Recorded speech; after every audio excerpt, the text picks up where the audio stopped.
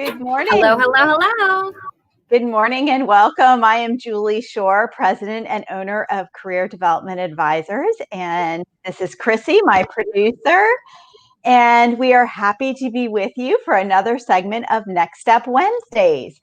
And for those of you that are joining us for the first time, just to give you a really brief introduction, Career Development Advisors, my firm is located in Pennsylvania, but I serve clients all across the US as well as internationally. And I work with organizations to help them hire, develop, and transition talent.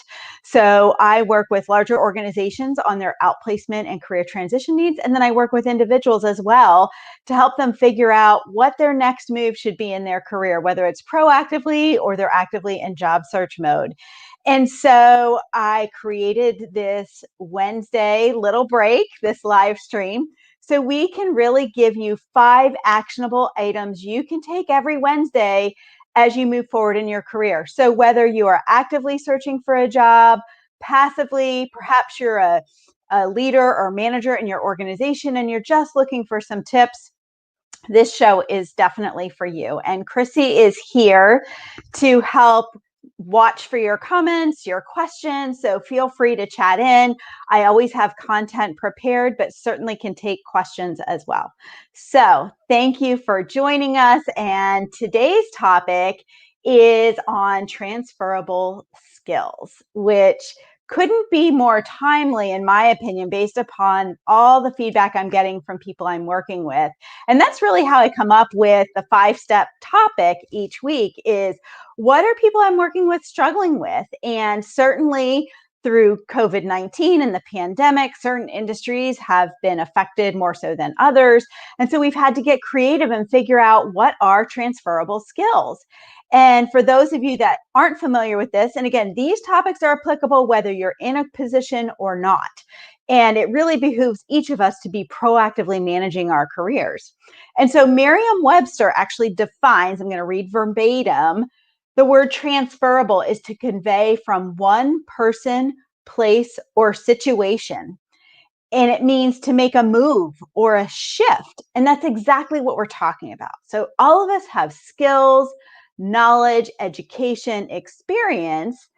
And given what's going on in the environment right now, we might have to get creative how to use those skills. So whether it's retooling in our current roles, maybe roles have shifted. I know I work with a lot of organizations where we've had to take another look at job descriptions and redefine people's jobs. I can tell you from my own experience. So my bachelor's degree is in human resources management. And I've had a variety of roles where I've had to transfer my skills. So even from the very beginning, so if you're listening as a new grad or someone in college or someone who's just graduated from high school, you need to begin to think about all of this now to stay one step ahead in your career. So my very first internship was actually with the American Red Cross. And I volunteered in their, or I should say, I worked in their volunteer services department. So human resources is all about paid employees. Volunteer department was all about volunteers. So you might say, how is that the same? Well, you still needed to basically onboard the volunteers. You had to train them in the policies and procedures. You had to set schedules for them. So you see the transferability in human resources, you're doing all of those things. So it was a great baseline learning for me. And then I did another internship with a very small consulting firm in the manufacturing industry. And so I learned transferable skills like building PowerPoints and creating training materials on a variety of topics that HR professionals needed that worked in the manufacturing sector. So every opportunity I've had has taught me something new. And so you might be wondering, yeah, there's a little bit of a bridge from human resources to career coaching. HR or human resources covers such a variety of areas in the talent management cycle. But again, I've chosen now to follow my passion and hone those in on the recruiting, the training and development, and then the outplacement or career coaching pieces. And so I want to really talk to you about how can you get creative and what are transferable KSAs. So before we get into the 5 steps, what are KSAs? Well, first of all, I'm going to define that for you in 1 second, but they can be applied to multiple roles industries, or settings. So, for instance, one industry that has been really hard hit through this pandemic is hospitality, travel, leisure. So, a lot of those folks have had to get creative and say, okay, what are my transferable KSAs? So, what does KSA mean? What does it mean at its very core? It basically means your knowledge, your skills, and abilities. And funny, these are actually on job descriptions or included in job postings. So it actually gives you a little bit of a sense when you're looking for different jobs or opportunities, whether it's an internal job posting or an external one. You need to be looking at what are the KSAs that are needed and do I have them? And sure you do. You're going to be surprised how you do have them. So on this next slide, again, I want to give this basic introduction. Here is, it's not all encompassing, but I wanted to kind of pull together what are some common KSAs, again, knowledge, skills, and abilities that I have seen across multiple industries, multiple levels of jobs, even jobs I've recruited for. They tend to be very commonly found in multiple job descriptions. So whether it's a vice president of marketing role, whether it's an HR director, whether it's a customer service representative, whether it's a client concierge, whether it is an engineer, a teacher, attorney, a paralegal, a manager of IT. These are some very common knowledge, skills, and abilities that are needed in a job and that you probably possess. And so you need to take inventory of those. So things like teamwork, let's face it, a very large portion of jobs out there require interaction or working to some extent with others, whether it's the customer, whether it's the client, whether it's your team. You have to have some sort of collaborative skills. You need to be able to communicate. Some jobs require you to communicate in writing, some verbally, some both, some facilitating or presenting. Problem solving skills. So when I'm working with folks in the outplacement area or career coaching, two things I tell them that we have to hit home that employers are looking for. Again, this is whether you're in your current job struggling with trying to figure out that next move for yourself or you're actively looking. Employers want to know two things. What problems can you solve for me and what value can you add? And so throughout our time together today, keep those two things in the back of your mind. What problems can you solve? What values can you add? And that's where those transferable skills come in. Project management, flexibility, adaptability, now more so than ever, as organizations have to, in some cases, I don't want to say scrap their long-term strategic plans, but they are kind of pulling them back and looking for short-term wins and doing more short-term planning. So projects you may have had on your plate or been responsible for, maybe there's faster turnaround times, quicker deadlines. So you have to be able to adapt and pivot. Project management skills, critical thinking skills, ability to develop relationships. Those are all very common skills that you need in a lot of organizations. And I got to tell you, the ability to work in a fast-paced environment, I don't know. It's probably been 4 or 5 years since I've written a job description where that has not been included. And again, I've worked in more than 15 industries and helped hire positions from entry level to, like I said, really senior strategic roles. And all of these things are included. So what we're going to talk about now, so these are just common KSAs. So let's take it a step further. And if you're a leader or a manager, what are some common KSAs? And as you're listening, feel free to chat in if any of these strike a chord with you or if there's others you'd like to share so we can all learn from each other. What are some common leader KSAs? Again, those knowledge, skills, and abilities. Well, typically you need to be able to coach other people to maximize their performance. You need to be able to lead, inspire, build camaraderie, build trust. You need to have some understanding of budgets and finances. Doesn't mean you need to be the primary finance person, but you probably need to understand how to monitor a budget, forecast potential sales, those kinds of things. Strategic thinking and planning skills, huge at that next level. managers, leaders. I can tell you I've sat on multiple interview panels over the last several months where we asked a lot of behavioral-based questions when I'm hired by an organization to help them recruit surrounding strategic planning, critical thinking, negotiation skills, relationship building skills, because those are key success factors. And so again, today we want to make sure we're really thinking about what are those transferable skills. We do not have to pigeonhole ourselves in the same career, in the same job, in the same organization for our whole professional career. Remember, average, we spend 88,000 hours in a lifetime at work. So we want to make sure we're doing something we love, fulfills our passion, our skills, etc. And statistically, I believe I shared this previously as well, people hold, and this is according to the Bureau of Labor Statistics, about 11.7 jobs in a lifetime and up to 3 to 5 careers in a lifetime. So again, careers, think about these transferable skills. I actually saw 3 to 7 careers.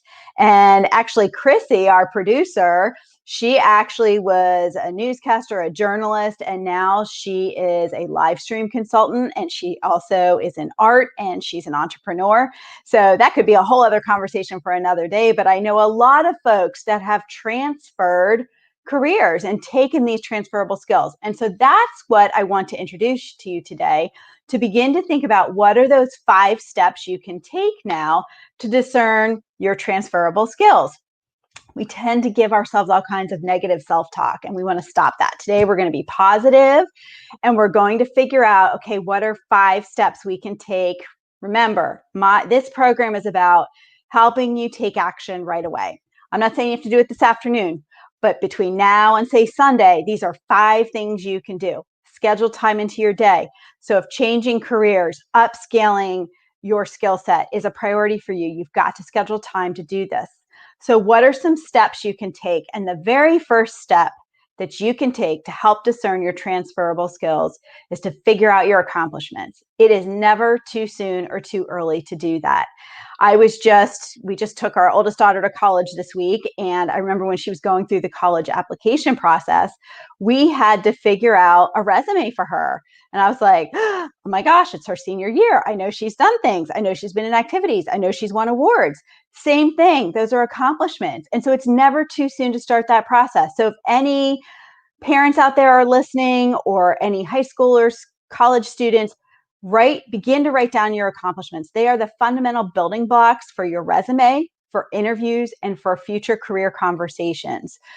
Very, very important. And this will also help you to figure out what are those transferable skills, which is a future step I'm going to mention here in just a moment. So the second step is what I want you to do is think about the knowledge, skills, and abilities you are using each and every day. I know I'm making you guys think today, right?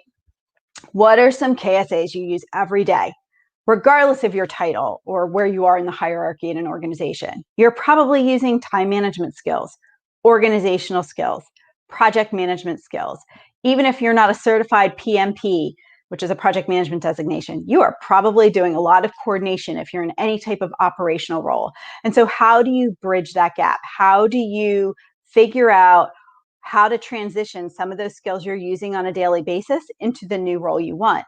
And certainly there are ways to frame that in a resume, and that's not what we're talking about today, but I want you to first think about, so let's say you've been looking for a job and you're frustrated.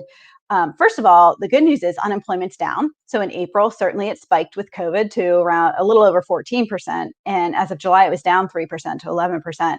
I will tell you that I am coaching a handful of people right now, and 3 of them got jobs in different parts of the country just this month. So the activity is happening. So again, take a step back, figure out what your KSAs are. What are you doing each day? If any of you who are listening are not currently working, or maybe you've stepped out of the workforce for a while, think about the things, again, you do on a day-to-day basis. Are you organizing your family? Are you scheduling, where people are going in your family, what you're having for dinner, caregiving responsibilities?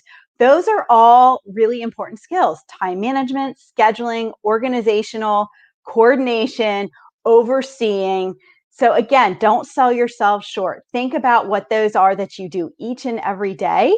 And we need to figure out how to get those on the forefront of the folks you're speaking with. And again, this is the heavy lifting you're doing now. So the third step I want you to do is I want you clean slate. And I always ask people I'm coaching this question. If you could have any job you wanted, what would that be? What is your ideal job? So I want you to write that down. And I know this is not too far-fetched, but I want you need to know, you need to aim high, okay? You need to aim high.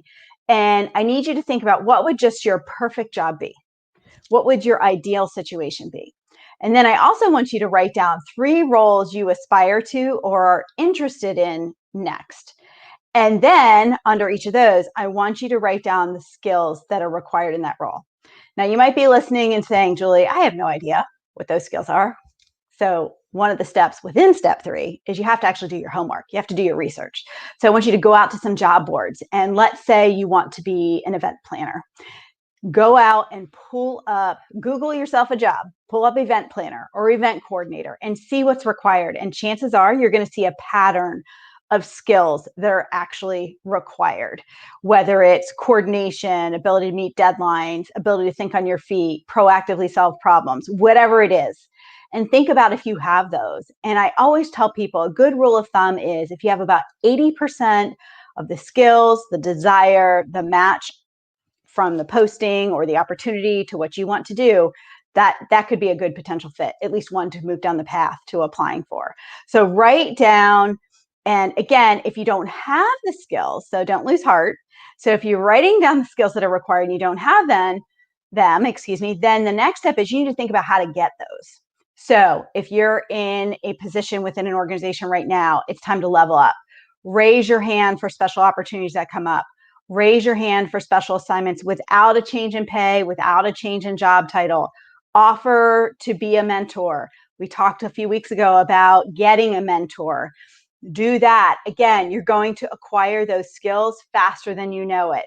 And so that transferability, we have to do that anyway. So let's say you are a director of marketing for a service organization. Let's say director of marketing for a healthcare system, and let's say you decide to become a director of marketing for a retailer. You still have transferability of skills because you're changing industries. You have to learn a new industry, and so you need to demonstrate how you can do that. And same thing, looking at how you can translate those skills. I've worked with, let's think, an engineer who wants to now transfer and take on an operational role, for instance, in the retail industry. So again, there's a lot of transferability. I see it happen all the time. And sometimes people don't even think about it. So I was having a conversation a couple weeks ago with some folks in the construction industry, and they said, I need to hire some business development folks, but it never occurred to me that people have transferable skills in different industries that could learn some of those things. And so if you can demonstrate and speak to how you've learned things, different projects you've taken on, that's what we're really focusing on. So again, the fourth step, thank you, Chrissy, is you want to go back to those accomplishments and pull out those transferable skills. And so a real example of an accomplishment statement, and I'm going to read this to make sure I get it right. And all accomplishment statements start with action verbs. We're not going to get into that today, but just as a quick example. So here's an example of an accomplishment. Trained customer service representatives on new procedures, resulting in improved timely reporting metrics and improved overall customer service ratings by 10% within 3 months. That is a fantastic accomplishment statement. It tells the action you took, what was involved, and the results. And anytime you can quantify those results, the better. And so what skills did you use? I don't know if anyone has a thought about that. You can feel free to chat those in. What skills were used in that accomplishment statement? Well, just a quick glance, I can come up with 4. 1 is certainly training or facilitation skills. 2 is project management. So if this person had to train, they probably had to figure out a schedule and how they were going to train these people. Communication skills. I don't know how you train someone without talking, right? You had to use your communication skills, probably creativity skills in developing the training materials, and analytical skills. So in order to provide the metrics of how the customer service improved, there had to be some sort of data analysis going on. So in that one little statement, we've extracted 4 or 5 transferable skills. So that is how you would do that. And so I would go back to your resume and begin to think about that. Or if you haven't created a resume, that's something you need to do. Or if you have a resume and you feel like you just can't get any bites, go back and look how strong your accomplishment statements are. Going back to transferable skills, the fifth step you can take is, and this one people again usually are like, oh, Julie, I don't want to do this. Draft a branding statement regarding your strengths. And here it is again, the value you can bring either in your current role or to a prospective employer with, again, whomever you're having this conversation with, whether it's a networking conversation or it's your boss or someone within your sphere. Maybe it's an interviewer, a hiring manager, a recruiter, to help them understand, where you've been, what your strengths are, and where you want to go, and what you want to do next in your career. If you don't have this nailed down, people are not going to be able to help you figure this out, especially in an interviewing situation. Sure, a coach, a mentor can absolutely help you figure that out. But if it's real time on the job and you have a real project you're in the middle of, people aren't going to take the time to figure that out. And so you have to, all this career stuff, guys, it's a journey. There is not a crystal ball. It takes a lot of concerted effort, dedicated time. There's homework involved when I work with people to help you figure these things out. And we do it together in baby steps. And so I really want to encourage you, if you have felt stuck for a while, that I really want to encourage you to, again, get a mentor, get a coach. Albert Einstein once said, insanity is doing the same thing over and over and over again. And who wants to do that, right? So if you feel like you've had conversations ad nauseum with your current organization about where you want to go in your career, and for whatever reason it's not happening, or let's say you've been at this job search thing for a while and you can get an interview, but you just can't seem to get past that interview. Well, there's probably something that needs to be improved, whether it's in your branding, your identification of your strengths or transferable skills to how you can add value. It could be your lack of knowledge. It could be lack of preparation. It could be a variety of things. And so that's where a coach can be helpful in holding you accountable. And so I want to just make you aware of an upcoming opportunity. I am launching a masterclass series in September, and we're going to cover the 4 main topics that I get the most questions on, which is resumes and how to beat artificial intelligence, how to nail the behavioral interview, really utilizing LinkedIn. Gosh, if you're not on LinkedIn, you're absolutely missing the boat in most industries and most professions and most jobs. I get if you're not a big social media fan, but LinkedIn can work for you while you're sleeping. And so we're really going to tackle that to really give you that all-star status in LinkedIn.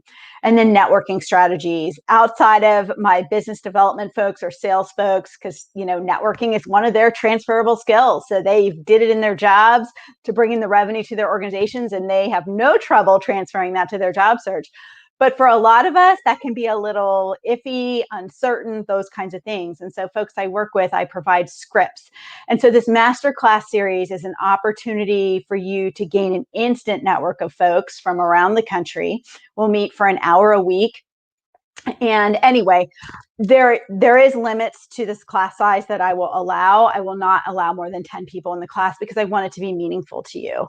And so if you're curious and would like to learn more, I welcome a conversation for 15 minutes. The link there on my website, or you can just visit my website, is careerdevelopmentadvisors.net/book online. And that is only to book a conversation, complimentary 15 minutes with me.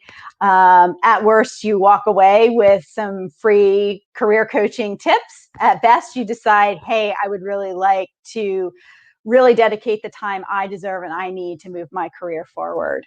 So I really appreciate your time and joining me today. And again, don't be in that hamster wheel. Don't be stuck. Take these 5 steps I gave you, figure out time to address those, whether it's a little bit today while it's fresh on your mind. And if you still have half an hour of lunch left, start jotting down those accomplishments, start looking for that dream job, and baby steps, but you have to hold yourself accountable. So again, make it a great Wednesday. Thank you for joining me, and I hope to see you next week. Take care.